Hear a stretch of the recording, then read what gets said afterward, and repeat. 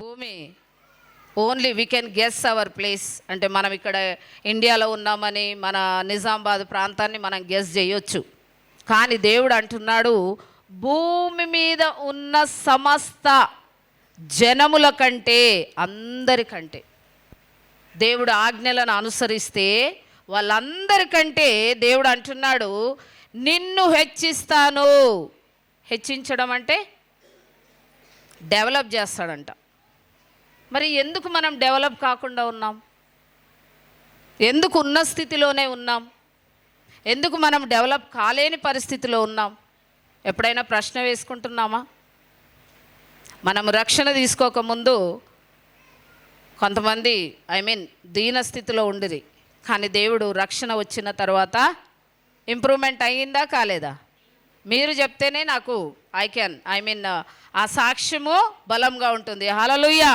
అందరం develop అయ్యామండి. Even my self, నేను కూడా దేవునికి ఆయన చిత్తానుసారంగా నడిచినప్పుడే ఐ వాజ్ థింకింగ్, నేను ఒక టీచర్గానే ఉండిపోతా, అకార్డింగ్ టు మై ఎడ్యుకేషన్ నేను ఒక టీచర్గా నిలిచిపోతా అని అనుకున్నాను. కానీ దేవుడు నన్ను ప్రేమించి ఒక అద్భుతమైన జీవితాన్ని, ఒక మంచి లెక్చరర్గా నియమించుకున్నాడు.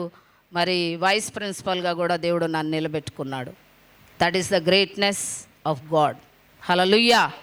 దేవుని యొక్క కృప అండి అది.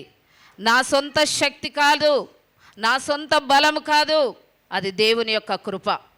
మరి దేవుడు అంటున్నాడు, నిన్ను సమస్త జనము కంటే హెచ్చిస్తా, నా ఆజ్ఞలన్నిటిని నువ్వు అనుసరించాల. That is the method of living in God. దేవునిలో మనం ఎలా నివసించాలి, ఎలా ఉండాలి, ఎలా నడుచుకుంటే దేవుడు మనల్ని దీవిస్తాడు అనేది ఈ వాక్యంలో మనకు కనబడుతుంది. అన్నాడా లేదా? అందరికంటే గొప్పగా చేస్తాను అన్నాడండి. నీకు విశ్వాసం ఉందా? నమ్మకం ఉందా? ఆమేన్. హల్లెలూయా. మన దేవుడు నడిపించే దేవుడు, మన దేవుడు ఆశీర్వదించే దేవుడు. మరి ఇక్కడ చూడండి, నీవు నీ దేవుడైన యెహోవా మాట వినిన ఎడలా, రెండు ఇక్కడ ఉన్నాయండి. అనుసరించి నడుచుకొనిన ఎడలా, వినిన ఎడలా. వినాలా, అనుసరించాలా. అర్థమైందా? విని వదిలేయడం కాదు. స్టూడెంట్స్ ఉంటారండి, సపోజ్ నేను ఒక లెసన్ చెప్పాను, దాన్ని వాళ్ళు ఇంటికి వెళ్ళిన తర్వాత మళ్ళీ ఒకసారి రివైజ్ చేసుకోవాలి. విని దాన్ని వదిలేసిండు అనుకో, వాడికి ఏ క్వశ్చన్కి ఆన్సర్ దొరకదు. అదే సేమ్ లెసన్ ఇంటికి వెళ్ళి చదివాడు అనుకో, he can give every answer కదా. ఏ క్వశ్చన్ వేసినా దానికి సరి అయిన సమాధానము ఇచ్చే మెమరీ పవర్ వాడికి ఉంటుంది. హల్లెలూయా. ఈరోజు మనం దేవుని వాక్యాన్ని వింటున్న మనము దేవుని ఆజ్ఞలను అనుసరించి నడుస్తే దీవెనలు ఇస్తాడంట. ఆయన ఆజ్ఞ ప్రకారము వినాలి, నడవాలి. చాలామంది మేము వింటాము, కానీ నడిచేటప్పుడు పడిపోతూ ఉన్నాం. అందులోనండి దీవెనలు మనం పోగొట్టుకుంటున్నాం. హల్లెలూయా. చూడండి, నీవు నీ దేవుడనే యెహోవా మాట వినిన ఎడలా ఈ దీవెనలన్నీ నీ మీదికి వచ్చి నీకు ప్రాప్తించును. ఎవరికండి? నీకు, నాకు ప్రాప్తించును అనండి. ఈ దీవెనలు నాకు ప్రాప్తించును, ఈ దీవెనలన్నీ నాకు ప్రాప్తించును. హల్లెలూయా. దేవుడు మిమ్మల్ని అందరినీ దీవించునుగాక. నన్ను దీవించిన దేవుడు మిమ్మల్ని కూడా దీవిస్తాడండి. దేవుని ఆజ్ఞలను అనుసరించి నడిచినప్పుడు మనకు దీవెనలన్నీ దేవుడు ఇస్తాడు. మరి ఈ విధంగా వాక్యం చదువుకొని కొద్ది నిమిషాల్లో ముగించుకుందాం. యోహాను సువార్త, ఇక్కడ ఒక వ్యక్తిని చూస్తున్నామండి. ఆయన విశ్వాసం ద్వారా దేవుని హృదయము ఎలా కదిలింపబడిందో ఒకసారి చూద్దాం. యోహాను సువార్త 5వ అధ్యాయము 2వ వచనం నుంచి 7 వచనాల వరకు చదువుకుందాం. యెరూషలేములో గొర్రెల ద్వారము దగ్గర హెబ్రీ భాషలో బెతెస్దా అనబడిన ఒక కోనేరు కలదు. దానికి 5 మంటపములు కలవు. ఆయా సమయములకు దేవదూత కోనేటిలో దిగి నీళ్లు కదిలించుట కలదు. నీకు కదిలింపబడిన పిమ్మట మొదట ఎవడు దిగునో వాడు ఎట్టి వ్యాధి గలవాడైనను బాగుపడును గనుక ఆ మంటపములలో రోగులు, గ్రుడ్డివారు, కుంటివారు, ఊచకాలు చేతులు గలవారు గుంపులుగా పడియుండిరి. అక్కడ 38 ఏండ్ల నుండి వ్యాధి గల ఒక మనుష్యుడుండెను. యేసు వాడు పడియుండుట చూచి వాడప్పటికి బహుకాలం నుండి ఆ స్థితిలో నున్నాడని ఎరిగి స్వస్థపడగోరుచున్నావని వాని నడగా, ఆ రోగి, అయ్యా, నీళ్లు కదిలింపబడినప్పుడు నన్ను కోనేటిలోనికి దించుటకు నాకు ఎవడనూ లేడు గనుక నేను వచ్చినంతలో మరి ఎవడు నాకంటే ముందుగా దిగునని ఆయనకు ఉత్తరమిచ్చును. హల్లెలూయా, హల్లెలూయా. మరి ఇక్కడ చదవబడిన వాక్య భాగంలో ఈ కోనేటికి ఒక మెథడ్ ఉంది కదా, ఒక పద్ధతి ఉంది. ఏంటి కోనేటి పద్ధతి? ఆయా సమయముల యందు దేవదూత వచ్చి నీళ్లను కదిలిస్తూ ఉంటుంది. ఆ కదలిక వచ్చినప్పుడు ఆ దేవదూత వచ్చి ఎప్పుడైతే ఆ నీటిని కదిలిస్తుందో, ఎవరైతే అందులో మొదటిగా దిగుతారో, అంటే ఈ కోనేటి దగ్గర అందరూ కూడా వ్యాధిగ్రస్తులు ఉన్నారండి. హల్లెలూయా. మరి ఇక్కడ మనం చూసాము, చాలామంది ఊచ చేయగలవారు, గుడ్డివారు, కొంటివారు, మూగవారు కదా. అక్కడ ఎందుకు వేచి ఉన్నారు? బాగుపడదామని. హల్లెలూయా. వాళ్ళ జీవితాలు బాగుపరచబడతాయని నమ్మకముతో ఆ కోనేటి చుట్టూ ఉన్నారండి. హల్లెలూయా. ఈరోజు మన జీవితాలు బాగుపడాలని యేసయ్య సన్నిధికి వచ్చాం కదా. భయంకరమైన ఊబిలో, ఆరోగ్య పరిస్థితులు బాగలేనప్పుడు, మన సిచ్యువేషన్స్ బాగలేనప్పుడు దేవుని సన్నిధికి మనం వచ్చాం. ఆయన మనల్ని కనికరించి, మనల్ని దీవించి, మనకు రక్షణ ఇచ్చి, మనల్ని ఈ సంఘములో స్థిరపరిచాడు. హల్లెలూయా, హల్లెలూయా. మరి ఇక్కడ ఆ కోనేటి చుట్టూ ఉన్నటువంటి వ్యాధిగ్రస్తులకు ఒక నమ్మకం ఉంది. ఏంటా నమ్మకము? ఎప్పుడైతే నీళ్లు కదిలింపబడుతుందో, ఎప్పుడైతే దేవదూత వస్తుందో, నీళ్లు కదిలింపబడిన వెంబడే మొదటిగా ఎవరు దిగుతారో వాళ్లకు స్వస్థత. హల్లెలూయా, హల్లెలూయా. మనకు అలాంటి ఆశ ఉందండి. ఇదే ఒక కోనేరు అనుకోండి. దేవుని పరిశుద్ధ స్థలము మనందరిని ఇక్కడికి తీసుకొని వచ్చింది కదా.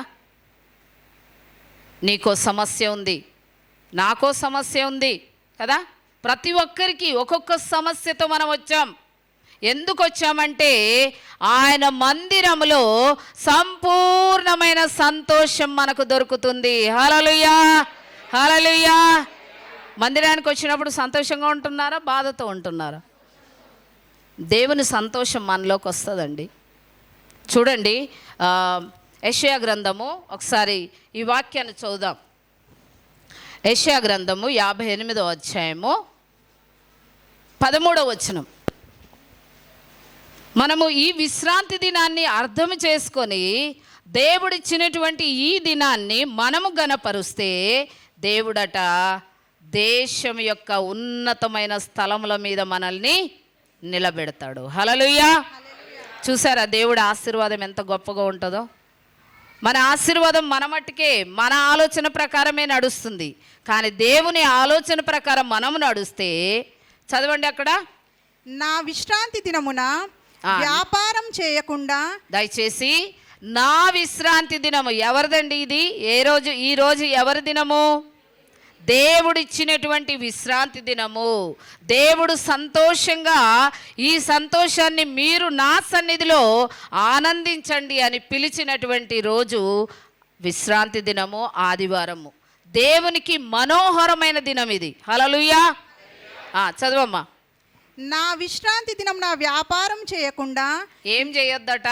నా విశ్రాంతి దినమున వ్యాపారము చేయకుండా నాకు ప్రతిష్ఠితమైన దినమని నీవు ఊరకుండిన ఎడల దేవునికి ఇష్టమైన ప్రతిష్ఠితమైన దినమని ఊరకుండిన ఎడల విశ్రాంతి దినము మనోహరమైనదనియు. ఎలాంటి దినమట దేవునికి ఇది? మనోహరమైన దినము. హల్లెలూయా! దేవునికి ఇష్టమైన దినం అండి ఇది. అందుకే నీవు దేవుని సన్నిధికి వచ్చి ఆయనను ఆరాధించి ఆయనను ఘనపరిచి ఆయన నామాన్ని మహిమపరిచినప్పుడు దేవుని యొక్క సంతోషము నీ హృదయంలోనికి వస్తుంది. హల్లెలూయా! దేవుడిచ్చే సంతోషం ఏదో మామూలుగా కొన్ని గంటలుండి వెళ్ళిపోయే సంతోషం కాదండి. It will live for ever, it will stay with you for ever. నీలోనే ఉంటుంది, నీతోనే ఉంటుంది, ఎప్పుడు నిన్ను ఆనందంగా ఉంచుతుంది. అలాంటి ఆనందకరమైన దినము మనము ఆదివారం అని గుర్తెరిగి దేవుని సన్నిధికి సంతోషంగా రావాలండి. హల్లెలూయా! ఎలా రావాలా? ఎందుకో తెలుసా? ఆయన మనల్ని ఆశీర్వదిస్తాడు, ఆయన మనల్ని దీవిస్తాడు, ఆయన మనల్ని ప్రేమిస్తున్నాడు గనక రమ్మంటున్నాడు. ఆయన మనల్ని ప్రేమించాడు గనక మనకు రక్షణ ఇచ్చాడు. ఆయన రక్షణ సంతోషం మనము పొందుకుంటాం. హల్లెలూయా! కాబట్టి ఇక్కడ చదవమ్మా. యెహోవాకు ప్రతిష్ఠిత దినమనియు ఘనమైనదనియు అనుకొని దాన్ని ఘనముగా ఆచరించిన ఎడల నీకిష్టమైన పనులు చేయకయు వ్యాపారము చేయకయు లోక వార్తలు చెప్పుకొనక ఉండాలా. హల్లెలూయా! కదా, మన వ్యాపారం మానుకోమన్నాడు. మనకు నిజంగా గవర్నమెంట్ కూడా హాలిడే ఇచ్చింది కదా ఈరోజు, అవునా కదా? మనకు గవర్నమెంట్ సండే హాలిడే ప్రతి ఒక్కరికి. చూడండి దేవుని ఉద్దేశం అంత గొప్పది మన ఎడల. అందుకే ఏమన్నాడు? ఈ ఆదివారము మనోహరమైన దినము, నాకు ఇష్టమైన దినము. మరి మనం ఎవరి బిడ్డలమండి? మరి దేవుని బిడ్డలమై ఉన్న మనం దేవుని దగ్గరికి రావాలా, ఇండ్లల్లో ఉండాలా? దేవుని దగ్గరికి వస్తేనే ఆశీర్వాదం అండి, ఇండ్లల్లో ఉంటే దొరకదు. హల్లెలూయా! హల్లెలూయా! మరి ఈ మనోహరమైన దినమును మనం ఆచరిస్తే కింది వాక్యం చదవమ్మా, 14th verse. నీవు యెహోవా యందు ఆనందించెదవు. హల్లెలూయా! గట్టిగా చప్పట్లు కొడదామా. యెహోవా యందు ఆనందించాలి, దేవునిలో ఆనందించాలి. నీవు యెహోవా యందు ఆనందించెదవు. దేశం యొక్క ఉన్నత స్థలముల మీద నేను నిన్నెక్కించెదను. హల్లెలూయా! ఎక్కడనంట? మీరు చెప్పాలా? దేశం యొక్క ఉన్నత స్థలముల మీద. దేశంలో నిలబెడతా అన్నాడా? ఉన్నతమైన స్థలముల మీద నిలబెడతాడంట మనల్ని. హల్లెలూయా! కేవలము నువ్వు దేవుని సన్నిధికి వచ్చి ఆయన మాటలను విని దాని ప్రకారం నువ్వు నడుస్తే సమస్త జనముల కంటే హెచ్చిస్తా అన్నాడు. నీ దేశం యొక్క ఉన్నతమైన స్థలముల మీద నేను నిన్ను నిలబెడతానన్నాడు. హల్లెలూయా! మనం నమ్మినట్లయితే, నమ్మి విశ్వసించి నిరీక్షణతో ప్రార్థన చేయాలండి. హల్లెలూయా! ఒక కార్యం కోసం నువ్వు ప్రార్థన చేస్తున్నావు దేవుని సన్నిధిలో, దేవుడు మనల్ని ఎప్పుడు కింది స్థితిలో ఉంచాడండి. He will develop everyday. ప్రతిరోజు ఒక నెక్స్ట్ లెవెల్కి నేను తీసుకెళ్తాడు. నువ్వు నమ్మకంగా ఉంటే గనక, నువ్వు దేవుని సన్నిధిలో నమ్మకంగా ఉంటే, దేవుణ్ణి అనుదినం ఆరాధిస్తూ నీవు చేసే ప్రార్థనలో దేవునికి నమ్మకంగా ఉండి ప్రార్థిస్తూ విశ్వాసంతో నీవు నిరీక్షణతో ఉన్నట్లయితే మన ఎడల గొప్ప కార్యాలు జరిగిస్తాడు. నీ స్థితిని నెక్స్ట్ లెవెల్కి తీసుకెళ్తాడు. హల్లెలూయా! హల్లెలూయా! కదా, ఉద్యోగంలో ఉన్న వాళ్ళు ఎప్పుడు కూడా ప్రమోషన్స్ కోరుకుంటారు. బిజినెస్లో ఉన్నవాళ్ళు బిజినెస్ డెవలప్మెంట్ కోరుకుంటారు కదా. వ్యవసాయం చేస్తున్న బిడ్డలకు 1 ఎకరం భూమి ఉంటే ఇంకో ఎకరం భూమి కావాలనుకుంటారు. మరి ఇవి ఎవరి ద్వారా జరుగుతాయండి? దేవునిలో ఉండి నమ్మకంగా నువ్వు ప్రార్థిస్తూ ఆయనను ఆరాధిస్తూ ఆయన నామాన్ని ఘనపరుస్తూ నువ్వు ఉన్నప్పుడు దేవుడు నీతోనే ఉంటాడు. నిన్ను అద్భుతంగా step by step he is going to develop your life. Hallelujah! Hallelujah, hallelujah. కాబట్టి మరి ఆయన ఆజ్ఞలను అనుసరించి మనము నడవాలండి. వినాలా, నడవాలా, ప్రార్థించాలా, విశ్వసించాలా, నిరీక్షణతో ఎదురు చూడాలా. హల్లెలూయా. సపోజ్ మనం ప్రార్థన చేసాం, ఇంకా ఆ ప్రార్థన ఫలితం రావట్లేదు. చూడండి, ఇప్పుడు ఓవర్ హెడ్ ట్యాంక్ ఉంది, ఎగ్జాంపుల్ చెప్తున్నాను. ఆ వాటర్ మనకు సప్లై కావాలంటే కొన్ని ఆగిపోయాయి అనుకోండి, ఏం చేస్తాం మనం? దాన్ని ఏం చేస్తాం? క్లీన్ చేస్తాం కదా. ఏదో బ్లాకేజ్ అక్కడ ఉంది కాబట్టి ఆ వాటర్ మనకి సప్లై కావట్లేదు. మరి దేవుని యొక్క ఆశీర్వాదం నీకు సప్లై కావట్లేదనంటే నీకు దేవునికి మధ్య అడ్డుగోడ ఉంది. ఏదో పరీక్షించుకోవాలి. మనుషులమైన మనము దేవుని యొద్దకు వెళ్ళి ప్రార్థిస్తుండగా సంవత్సరాలు గడిచినా మనకు సమాధానం రావట్లేదంటే దేవునికి మనకును మధ్య ఒక బ్లాకేజ్ ఉంది ఏదో కదా. మనుషులమండి, దేవునికి విరుద్ధంగా నడుస్తున్నామేమో, దేవుని మాటలకు విరుద్ధంగా నడుస్తున్నామేమో, మనల్ని మనం పరీక్షించుకోవాలి. మరి పైప్ లైన్ని ఎలా క్లీన్ చేస్తామో మన హృదయాన్ని కూడా ఆ విధంగా శుభ్రం చేసుకోవాలి. ఎలా చేసుకుంటావు? దేవుని సన్నిధిలో మోకరించి, ప్రభువా నీకు ఆయాసకరమైన మార్గం ఒకటి నాలో ఉంది కదా. అందరిది ఒకే టైప్ ఆఫ్ జీవితం కాదండి, ఒక్కొక్కరికి ఒక్కొక్క రకమైన ప్రాబ్లం. హల్లెలూయా, అవునా? అందరం సేమ్ లెవెల్లో ఉండము, అందరం సేమ్ మెథడ్లో ఉండం. We have different ways. మనకు వేరే వేరే మరి మన ఆలోచన ప్రకారం మనం నడుస్తూ ఉంటాం. కానీ దేవుడు అంటున్నాడు, నాకు లోబడి నా మాటలను విని దాని ప్రకారం నువ్వు నడుస్తే దీవించబడతావు. మరి ఆ పైప్ లైన్ ఎలా క్లీన్ చేసుకుంటామో మన హృదయాన్ని కూడా దేవుని సన్నిధిలో మోకరించి ప్రార్థించి, ప్రభువా నీకును నాకును అడ్డుగోడ కదా, దాన్ని తొలగిస్తే ఆ వాటర్ ఎలా మరి ఫ్రీగా ఫ్లో అవుతాయో అలాగే మన జీవితాలలో దేవుని యొక్క దీవెనలు దిగి వస్తాయి. హల్లెలూయా, హల్లెలూయా. ఆ అడ్డుబండ ఏదో, ఆ దేవునికి నీకు ఆయాసం కలిగించేది ఏది ఉందో మొదటిగా క్షమాపణ కోరుకోవాలా. దేవుని సన్నిధిలో క్షమించమని అడగాల. అప్పుడు దేవుడు తప్పకుండా మనల్ని క్షమించే దేవుడు అండి.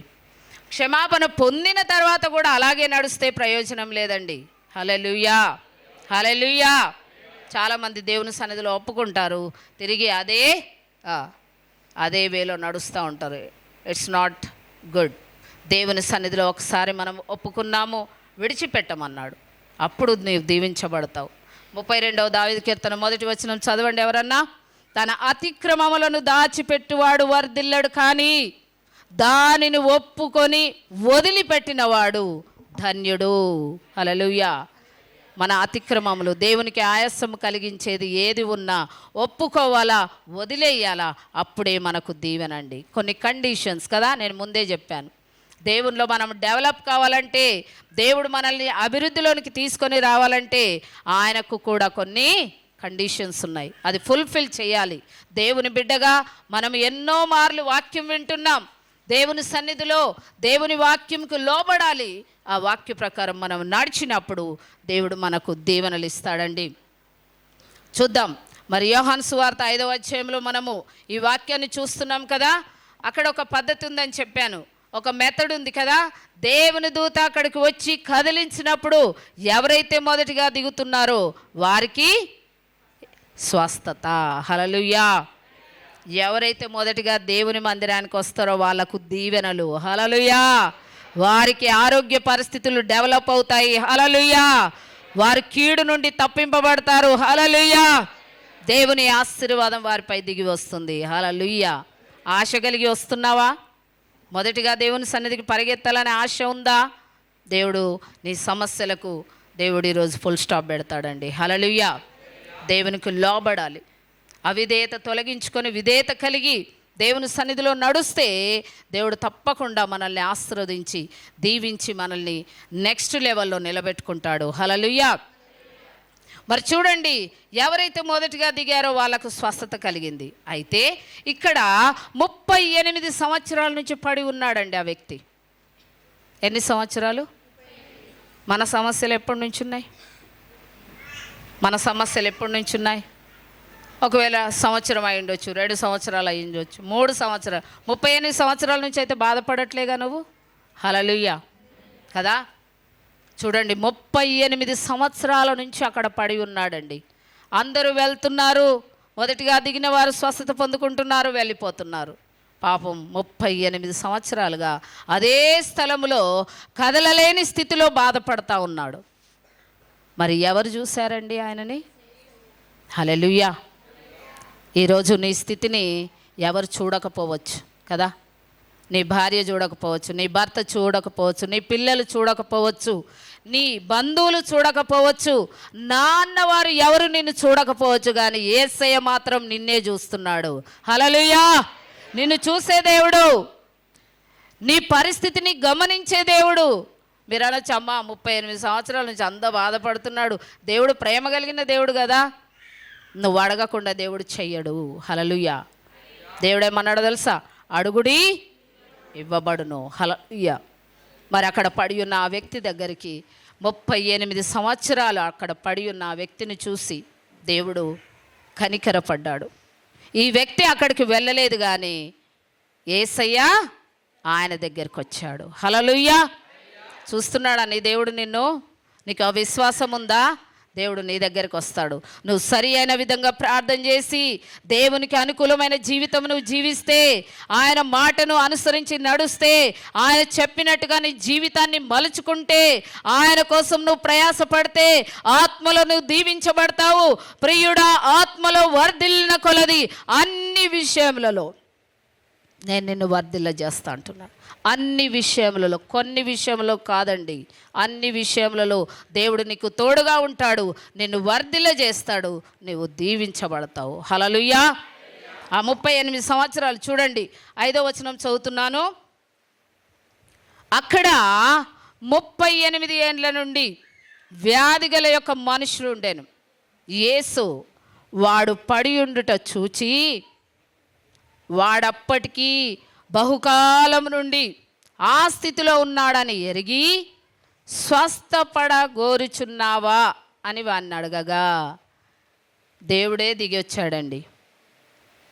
నువ్వు ఉపవాస ప్రార్థన చేసి దేవునికి అనుకూలమైన జీవితం జీవిస్తే దేవుడు నీ దగ్గరికే వస్తాడు. హల్లెలూయా. హల్లెలూయా. మన దేవుడు మన కోసము పరలోకాన్ని వదులుకొని మన దగ్గరికి వచ్చాడు, భూమి మీదకి వచ్చాడు. మనం ఏ పాటి వారమండి? మనుష్యుని జ్ఞాపకం చేసుకోవడానికి వాడే పాటివాడు.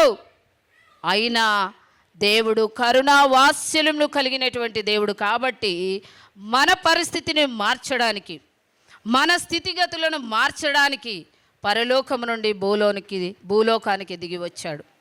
చూడండి, ఇక్కడ ఈయన దగ్గరికి బహుకాలం నుండి ఆ స్థితిలో ఉన్నాడని ఎరిగి, స్వస్థపడగోరుచున్నావా అని వాడిని అడగగా ఆ రోగి, అయ్యా, నీళ్లు కదిలింపబడినప్పుడు నన్ను కోనేటిలోనికి దించుటకు నాకు ఎవడునూ లేడు గనక నేను వచ్చునంతలో మరి ఒకడు నాకంటే ముందుగా దిగునని ఆయనకు ఉత్తరం ఇచ్చెను. హల్లెలూయా. నీవు దీన స్థితిలో ఉన్నప్పుడు, నీవు లోకములో పడి ఉన్నప్పుడు నిన్ను చూసి రక్షణలోనికి నడిపించుకున్నాడు, నిన్ను తన బిడ్డగా స్వీకరించాడు. నువ్వు ఆ స్థితి మరిచిపోతున్నావు. దేవుడు నీకు రక్షణ ఇచ్చి, నిన్ను ప్రేమించి, నిన్ను ఆదరించి, లోకములో పడిపోయి చెడిపోయి ఉన్నప్పుడు ఆయన నిన్ను లేవనెత్తి తన కుమారుడిగా, కుమార్తెగా స్వీకరించాడండి. ఆ స్థితిని నువ్వు మర్చిపోవద్దు. నువ్వు దేవుని కుమారుడిగా మార్చబడ్డావు, కుమార్తెగా మార్చబడ్డావు. తండ్రి తన కుమారుల ఎడల జాలిపడునట్టు యెహోవా తన యందు భయభక్తులు గల వారి ఎడల జాలిపడును. హల్లెలూయా. నువ్వు ఈరోజు దేవుని యందు భయము భక్తి కలిగి ఉంటే నీ స్థితి నుండి లేవనెత్తుతాడు, నీ పరిస్థితులను మారుస్తాడు, నీ స్థితిగతులను మారుస్తాడు, నిన్ను బాగు చేస్తాడు, నిన్ను ఉన్నత స్థలంలో నిలబెట్టుకుంటాడు. హల్లెలూయా. హల్లెలూయా. కాబట్టి ప్రియమైన బిడ్డ, దేవుని యొక్క ఆజ్ఞకు లోబడి ఆయన చెప్పినట్టుగా మనం నడుచుకున్నట్లయితే మన స్థితిగతులన్నీ దేవుడు మారుస్తాడు. చూడండి, మరి ఇక్కడ ఆ వ్యక్తితో మరి చెప్పినప్పుడు ఆయన అంటున్నాడు, అయ్యా నన్ను కదిలించేవారు, నన్ను దించేవారు ఎవరు లేరు కాబట్టి నేను ఇలా మిగిలిపోయాను. అందుకే దేవుడు అన్నాడు, నువ్వు కదిలించే స్థితి ఈరోజు నేను నీకు తీసుకొచ్చా. హల్లెలూయా. ఏమన్నాడో తెలుసా ఇక్కడ లాస్ట్, యేసు నీవు లేచి నీ పరుపెత్తుకొని నడువుమని వానితో చెప్పగా వెంటనే వాడు స్వస్థత నొంది తన పరుపెత్తుకొని నడిచెను. హల్లెలూయా, హల్లెలూయా. ఇందులో ఎవరు గొప్పవారండి? మరి 38 సంవత్సరాలుగా బాధపడి స్వస్థత నొందడానికి యేసయ్యనే దిగొచ్చాడు. హల్లెలూయా కదా. మరి ఈ 38 సంవత్సరాలుగా బాధపడ్డ ఈ వ్యక్తి ధన్యుడండి. ఎందుకంటే దేవదూతలు కదిలిస్తే వెళ్ళి వాళ్ళు స్వస్థపరచబడ్డారు, కానీ యేసయ్యనే ఆ స్థితి నుండి మార్చడానికి, ఆ బాధ నుంచి విడుదల కలగడానికి దేవుడే ఆయన దగ్గరికి దిగి వచ్చాడు. ప్రియమైన బిడ్డ, ఈరోజు మనము దేవుని సన్నిధిలో దేవునికి ఇష్టమైన బిడ్డలుగా ఉన్నప్పుడు తప్పకుండా దేవుడు సహాయం చేస్తాడు.